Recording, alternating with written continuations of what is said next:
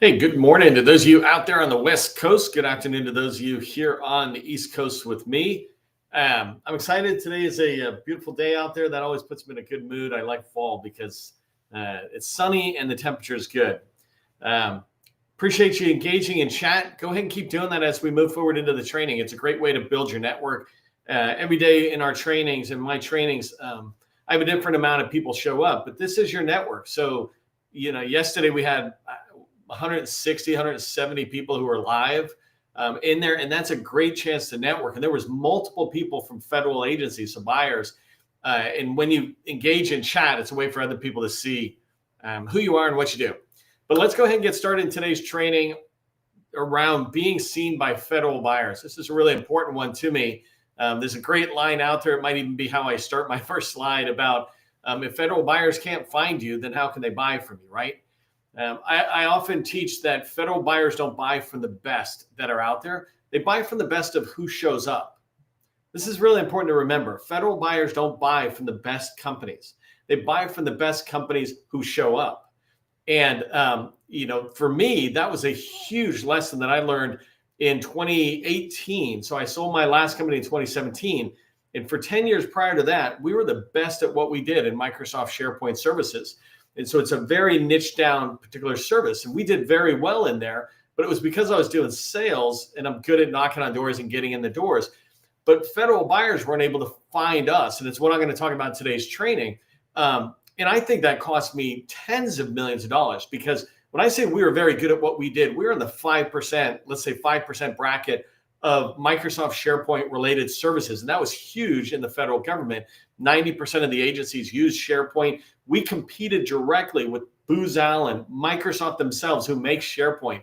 But because we just knocked on doors and tried to get in and maybe responded to a couple of proposals, et cetera, that was one thing. But we were invisible to the federal buyer when they were looking, when they were interested in finding companies like ours. And this is what I want you to be able to avoid. I want you to make sure you're visible out there.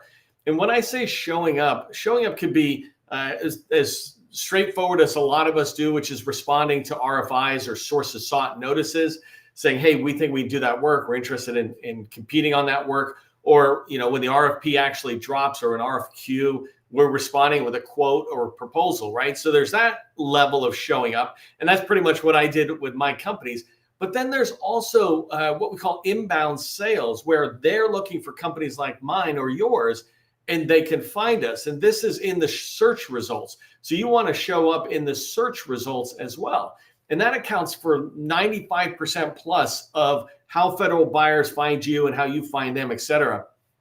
So that's what we're going to be talking about today. And as I talk about federal buyers and visibility, et cetera, out there, I really want you to equate it to how you buy things, right? Because federal buyers really are no different than you and I when we're out there trying to buy some product or service. They just spend a lot more, right? And they have a lot more bureaucratic process in place. I can just make a decision on my lawn for lawn care service or something, right? But the way the federal government buys and the way we buy is kind of the same thing. They have a need, we have a need, it comes up, and then we go looking for it. And so when we think about federal buyers, we want to kind of treat them the same way that we would be going out there. They have different tools, different methods and processes, but it's the same thing. They're looking for a seller like you. Make it easy for them to be able to find you. And so that's why I'm doing today's training on really making sure that you're visible to federal buyers. And I'm going to focus on 5 key steps that you can do right away. Literally, you could do it today, but at the very least by the end of the week, right? And today is September 23rd, to put it in context for anybody who doesn't watch this live. I'm going to break up today's training into 3 sections. The first thing I want you to understand is, when are buyers looking for small businesses like yours? When you understand when, like the different stages of when, you'll be able to understand how to position yourself at those different points. The second thing I'm going to talk about is how and where federal buyers look. So in here, I really want to talk about the process, literally what I just said with you, right? If you're looking for somebody to come in and remodel your kitchen, you have a process that you follow. And I want to talk about kind of what's their process when they go looking for a buyer or a seller like you. And then the third thing I want to wrap up with, well, actually, I broke it up into 2 after I started doing the third one. So the last thing I want to wrap up with is 5 easy, very easy steps that will 10x. And that means 10 times your visibility. It's huge, right? I think that's like 1,000% increase in your visibility. If you could be 1,000% more visible to a federal buyer, isn't that a good thing? I believe it is. And so I'm going to throw a little bonus slide in there between 2 and 3. And this one is, I'm having a kind of a brain fart, but I want to, I know what it is. I put a slide in there that just talks about pure fact of how invisible small businesses are to federal buyers. I don't want you to think it's conceptually invisible. We are actually invisible to federal buyers, and we can do something about it. And there are many federal buyers who want to buy from us, want to figure out how to engage with us. There's different people in. I saw David Waltz was in here. He's from the Navy, so he's what I would call a federal buyer. Anybody who's working in the government side is a federal buyer, and we're the vendor or the seller. He was in here. I think Diana Price and Reggie Mitchell from EPA and others were in here yesterday, and they're in here today. These are people I want you to be visible for. And so this is why I'm going to go down this path. And so if you agree with that, if you're looking for that in training, just put visibility rocks. Let's wake up LinkedIn and say visibility rocks into the chat. And that's what we're going to be talking about. If you don't know who I am, my name is Neil McDonough. I'm the president of GovCon Chamber of Commerce. I'm founder of Call Plan AI. And I want to welcome you to my federal sales training, where I provide tips for success in the federal market. I spent 20 years in the federal market after I got out of the Army as a small business owner. And since 2018, I've been teaching people like you that government contracting is not a secret, it's just a process. When we follow a process A to Z, we have repeatable, predictable results. And this is what I want for you. This is why I come back over and over again with this training. If you haven't done so already, make sure you subscribe to my newsletter. It's the largest GovCon newsletter out there. And it's because I constantly try to put out just relevant, helpful information to your business development capture activity. Second thing is make sure you follow me on LinkedIn, right? If you're creating a lot of content, then you can go ahead and connect. But generally, it's enough to follow me on LinkedIn so that you can hear about these trainings I do. You can hear about content that I'm sharing, etc. Tomorrow's training, I want to definitely encourage you to register for tomorrow's training.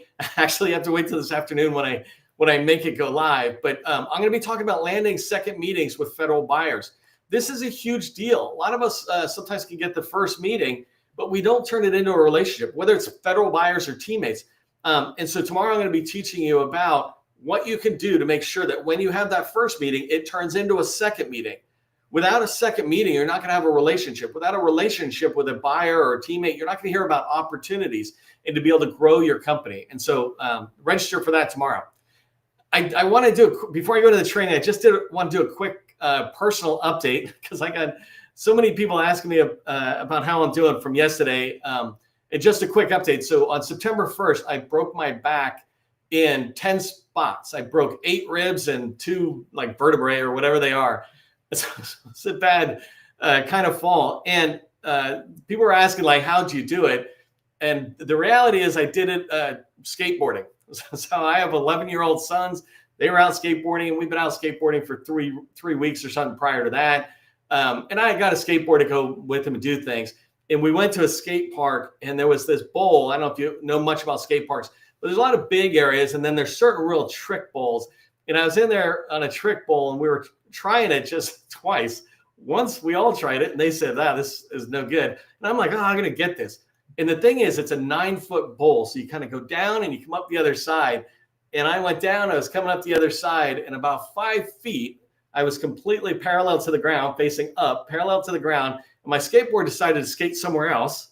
And I just hovered there for a second and came down and smacked into the ground. It broke all these ribs and hurt myself. It's painful. I got my pillow. I sit upright. I come back. But the reality is I'm going to be fine. I hurt because I was literally, my wife told me a few days later, we were going to doctors or something. She's like, that bowl is called the death bowl because no one can survive it. No one has been able to make the run. I'm like, they wish they had a sign because I'm not that good at skating. But anyway, so that's what happened to me. I've got 8 to 12 weeks of healing. This is week 4 that I'm in now. So I'm feeling better. And so I appreciate all the well wishes I got out there. And actually, I like being back here and doing the training because even though I can't see you, I feel like I'm with you. And I get energy from your energy, which just completely, when I'm doing the live, it basically eliminates the pain. So Let's do these lives every day together. All right, just a quick update for those of you who are asking or curious. Be careful on your skateboarding. All right, so let's get started. And I want to talk about how buyers, or when buyers look for you. And let me put myself down into a corner here. So this is a slide I use in federal sales, teaching federal sales and understanding the sales life cycle. I don't want to go too far into it because I got a lot of material for 20 minutes here. But the idea, I'm just going to start from the left-hand side. And if you don't know this, the minute somebody in the federal government has an idea for something they need, right? So maybe it's a new idea saying, hey, there's AI out there. I need AI solutions and I got to explore it. Well, that's an idea about how can AI help us. Another time, it might be an idea just around a recompete. Hey, we know we're going to need this, or we're going to build a new hospital campus or building. That's when they start having an idea of what they need. Sometimes you can go into the government offices. This is why you want meetings with program office people. On the back wall, generally behind some leader's desk, you'll see a 10-year roadmap, 5 or 10-year roadmap of all these kind of things and priorities that are important to them related to what you sell. And so when they have an idea, they start doing market research. They start looking for sellers like you because you're subject matter experts. They want to engage subject matter experts. Sometimes they engage with you silently, like they read your website or other places, and they learn from you. They go to your YouTube channel if you're putting out videos, whatever it is. They might be engaging with you silently, and then they might start reaching out and asking some questions. If you've got a product, they might ask for a demo, things like that. And that kind of goes into the requirements exploration phase. And these two phases are what I call informal because they haven't necessarily engaged a contracting officer or got funding or any of that formal stuff. And I'm not trying to go deep into the acquisition lifecycle, but here in requirements exploration, now they're really starting to write it down. They're trying to think to themselves, how can I begin to get a general idea to communicate with the KO and my bosses or whoever that this is what we need, this is what we want to buy. And so they're shaping that those requirements. And so they're starting to look and they're starting to try to find vendors like you. I'll talk about how they do it in a minute. And then when you go into a more formal process, you've got market research. Think about RFI or sources sought. This is when it really hits the formal category and they're sending notices out. They're tracking the responses. Remember, I said in the beginning, you want to show up. This is part of showing up, is responding to sources sought notices or RFIs, responding as you move forward into the RFP phase, responding to the RFP, trying to go for wins on contracts that are related to what you sell, right? Always try to niche down and have a specialty and then respond to as much as you want in that space. Don't respond widely on the scope. Be okay a little bit with responding widely on the customers, but keep your scope, the work that you do tight. But this is all happening during the formal phase. And then there's an award phase. And I talk a lot more about it, but let me bring it into execution. So then the contract's being executed. Let's say there's a 5-year contract.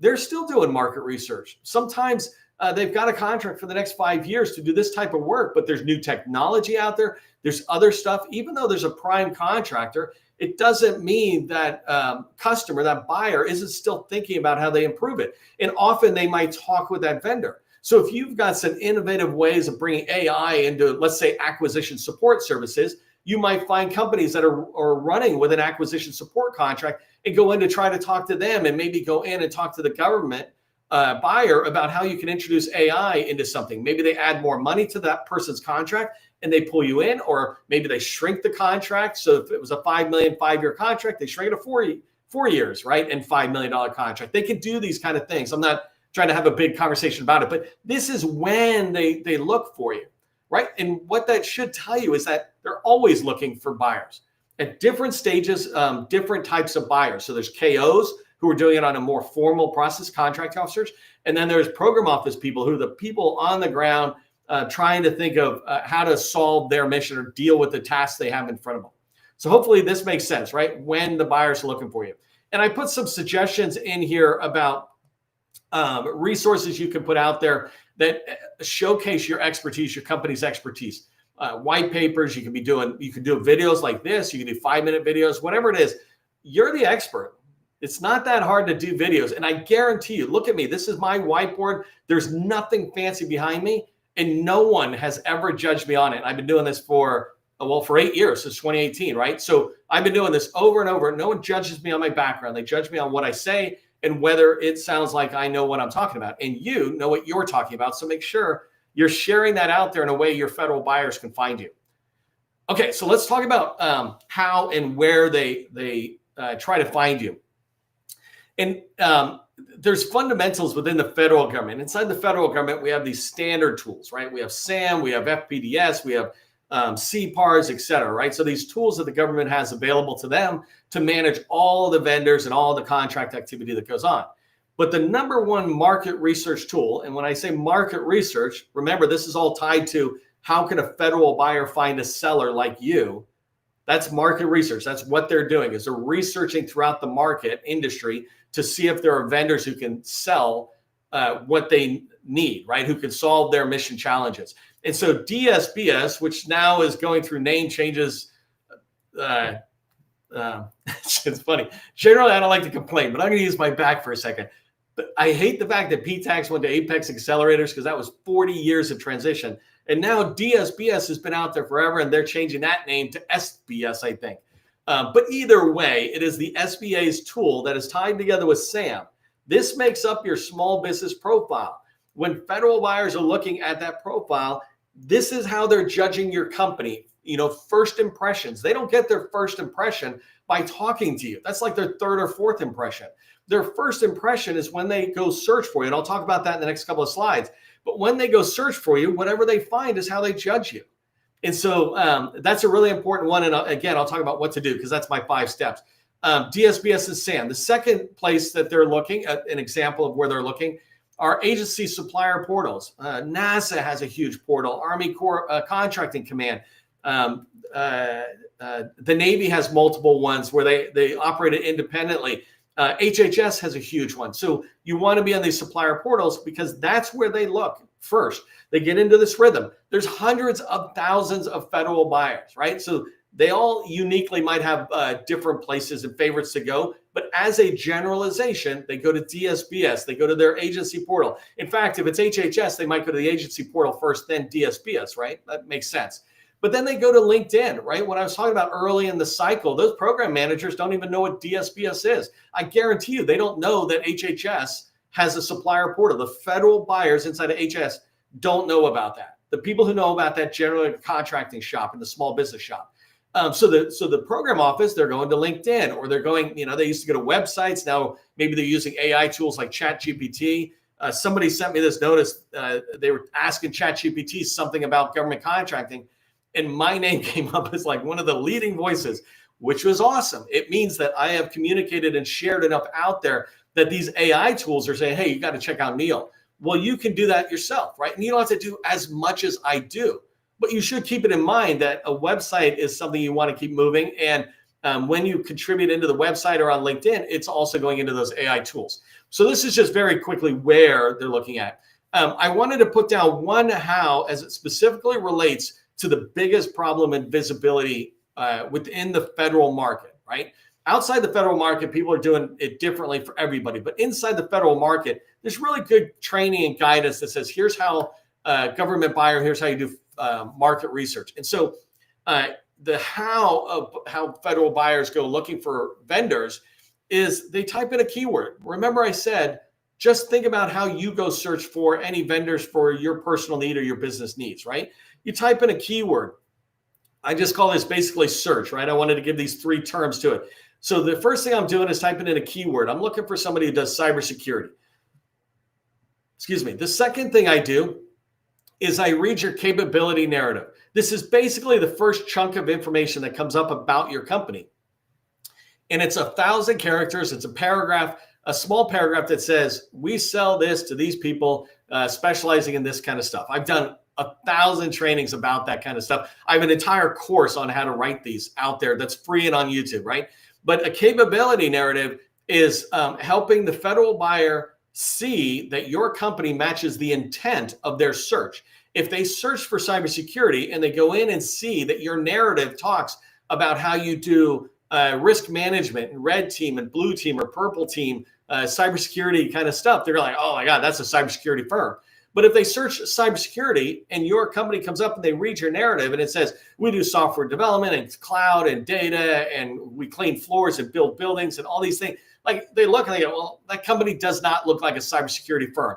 Even if they do cybersecurity, this is why we small businesses must niche down and pick one expertise and get paid a ton of money for that expertise instead of getting paid not much money for a lot of general expertise.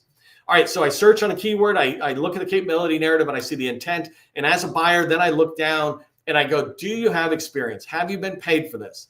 Not that I won't ever work with you, but as a federal buyer, I'm not going to work generally with companies that don't have experience being paid for what they're saying they're selling, right? I might prefer you to have federal experience, but if I look and you've got commercial experience, I'm like, okay, you've got experience, people have been paying you, and you've been doing good work, blah. But if you've got no experience, then that's a flag to them. This was the problem I had. We had massive amounts of experience in my last company, but we never listed it anywhere that they would look and see during market research. So when they saw our company, they're like, oh, they do SharePoint. Oh, look, they seem like a real good expert. And then they look at our past performance or experience section, and it was empty. So they were like, oh, let's go on to another firm that's been paid for it. I'm like, wait, we've been paid tens of millions of dollars for SharePoint. And this is what I want to prevent from happening to you, right? Is being experienced at something where the federal buyers absolutely would want to at least get a bid from you and talk with you, but only to have you come off their short list because they think you're not experienced. They're not going to go to FPDS. They're not going to go to CPARS or any of that other stuff. That's formal effort, right? That's too much work. The first place they want to go is DSBS or SPDS or SBS, right? Where they can look in there, and SAM and SBA's DSBS tool, they've come together and shown these federal buyers, this is what Neil sells and he has been paid for it. You should talk with him. Okay, hopefully that made sense. Hey, I want to thank, before I continue, I want to thank Voltron for sponsoring my lives. They're actually sponsoring my lives for the next year and will enable me to come back to you free almost every single workday, unless I break my back again, right? They let me come back, or they're supporting me in a way that enables me to come back. So I'm very appreciative. I hope you take a moment and thank them, maybe do a shout out into the chat that just says, thanks, Voltron. But if you're not familiar with Voltron, they help you accelerate your proposals from months and weeks down into hours and help you win more work. And so go ahead and check them out. You can check them out on Voltron.ai or go follow them on LinkedIn, because they're on LinkedIn. And as they start putting more material out on their LinkedIn page, you can track on that. But thank you very much to Voltron for enabling us to continue for a whole nother year. By the way, just as a side note, just for the fun of it, remember I told you I broke my back, I was skateboarding? That was the first. On the second, I went to the doctors to check it out, and I caught COVID. And I don't know if you know this, but COVID makes you cough. And when you have broken ribs and you cough, that is not a good day. Hence the reason I was gone for a while. Anyways, little sidebar. Okay, so before I show you the just 5 steps you can take immediately to increase your visibility, I wanted to stop and just show you again how much the data is telling us that we small businesses are invisible to federal buyers, right? How can federal buyers buy from us if they can't find us? Let's make it easy for them to find us. So here, inside of DSBS, right, the SBA's tool where we're able to say stuff about us that federal buyers can read and learn more about us, right? Capability statement. They put in a few months back a link into DSBS where you can put your capability statement link. And I always tell people, put that link so it goes back to your website, so they get your capability statement and then they explore your website. But anyways, if you look at the numbers, right, 350,000 out of 360,000 small businesses don't have a capability statement. They don't have anything, right? I don't even know how to do I do know how to do the math, right? 97 out of 100 companies do not have a link. Imagine you're a federal buyer and you come in and you start using that field as a way to go, well, if they don't have a capability statement, I'm just going to skip it and go to the ones that have it, right? They can filter on that stuff. The second thing I want you to pay attention to, remember I said that we use keywords to search. You do and I do, like plumbing or lawn care or cybersecurity, right?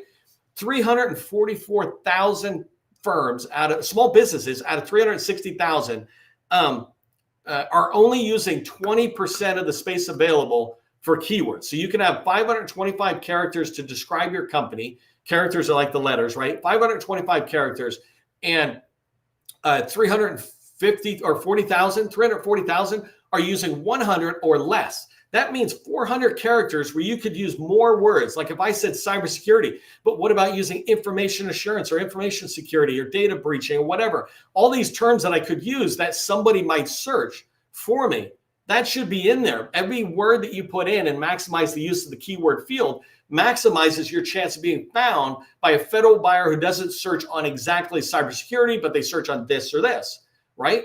What is your number one keyword? Put it in the chat. Let me know, right? What's your number one keyword you want to be found for? Do you know what your next 5 are? Make sure you go and update the keywords. And then capability narrative 1 and 2. There's a field called capability narrative. And then the second field is called specialty equipment and material. That specialty equipment and materials is an old school thing for construction or whatever, but it doesn't matter. It's basically just a free field. And so I call them capability 1 and capability 2 because they're both indexed. Meaning if somebody searched for a term, it looks in the keyword, it looks in the capability narrative, it looks in the special equipment one. And if you look at the capability narrative, remember I said, if somebody does a search, that's the search for cybersecurity. Now they're looking at the intent, 304,000 businesses out of 360,000. So 85% of small businesses basically are invisible, have no capability narrative. They have like 100 characters out of 1,000 characters. So it's staggering, right? And 98% on the capability one on the other side. These are things that are a huge deal. And it's bad that it's happening. And I'm trying to work with the SBA to get them to really pay me so I can make this a real dent in this. But I don't have to wait for them. I can talk with you and you can go do it. But more importantly, if you go do this, look at this. When you think about the capability statement, if you add your capability statement in there, now you are one of the 3 out of 100 companies that are showing up in that buyer's market research activity.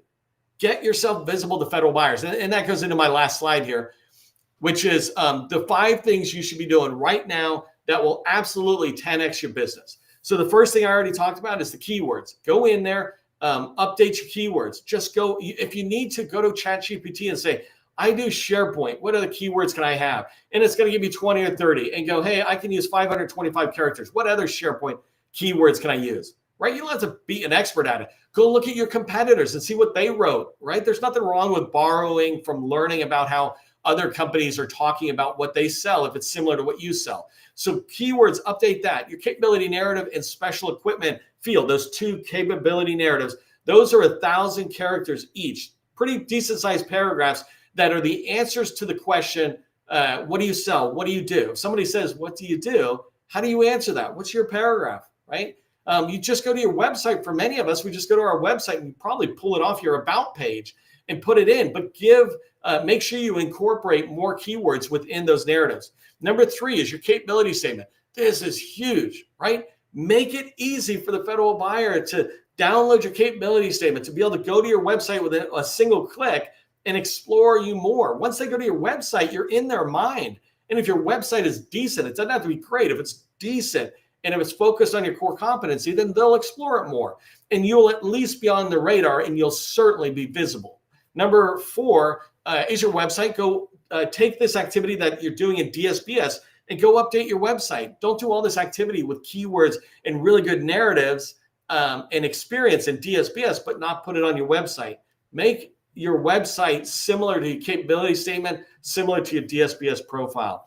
And then the last one is your past performance and experience. If you go into DSBS and it's on connect.sba.gov, if you go in there, go to the very bottom, you will see experience. And I have done this for hundreds of thousands of companies that I show you. Here's companies that have experience in FPDS as a prime contractor who are not reflecting that in DSBS. And so for the market researcher, the buyer, they're looking going, oh, you're not experienced, just like the mistake I made, right? But all you have to do is just take 2 seconds and go in there and update it. And all these changes I'm saying are in SBA's connect.sba.gov, so the DSBS pages. So it's quick and easy, unlike SAM, which is a little bit more of a hurdle to go through. So go do those. And as you have them done, you can update LinkedIn like that and supplier portal, the agency supplier portals. You can then use that information. All right, I'm almost out of time, but I want you to remember 3 things. Federal buyers don't buy from the best. They buy from the best who show up. So start showing up. Show up in the visibility, like I just said, respond to RFIs, RFPs. Number 2, make it really easy to be found. And what I mean by that is is to look at the different places federal buyers are going. When you have meetings and you see Dave Waltz and others and go, hey, David, where do you go look for small businesses, right? I'm telling you the general standard answer. He will tell you where he goes. And now you go, oh, let me be visible wherever Dave is, right? Number 3, do these 5 steps today. Don't wait. You still got half the day in front of you. Go into connect.sba and make it happen. Don't forget about tomorrow's training, which is landing that second meeting. That's vital to building relationships that are out there. And if you want to increase your federal sales, go check out Call Plan AI. This is my new SaaS company. This is where I'm putting my energy, and I'd love to have you part of it. Right now, we're at this kind of early stage, and we're building together. And so I'm offering 90% off for life for people who subscribe early and engage with me and give me feedback. So, all right, just remember, government contracting, it's not a secret. It's just a process. Part of the process is ending on time. I'm out of here.